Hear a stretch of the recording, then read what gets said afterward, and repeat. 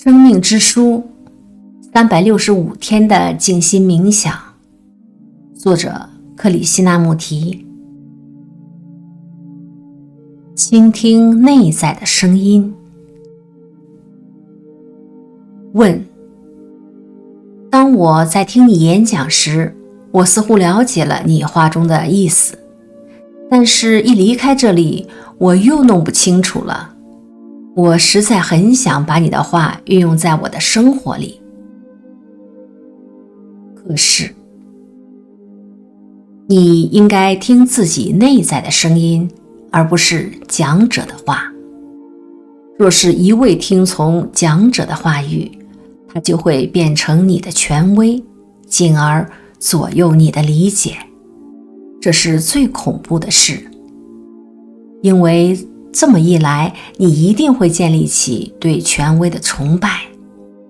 因此，你要做的事就是去倾听自己的声音。你现在看到的是讲者描绘出的一幅图像，而这幅图像就是你的内在世界。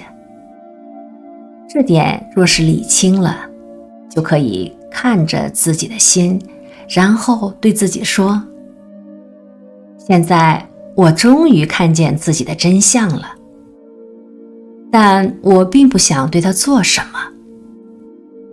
这么一来，心中的烦恼就止息了。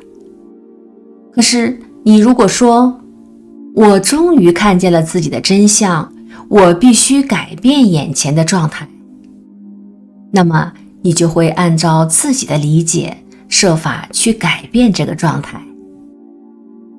当讲者在说话时，若是能静静地倾听自己的内心，那么从这份倾听之中就会出现清明的认知，你的心会因此而变得健全茁壮。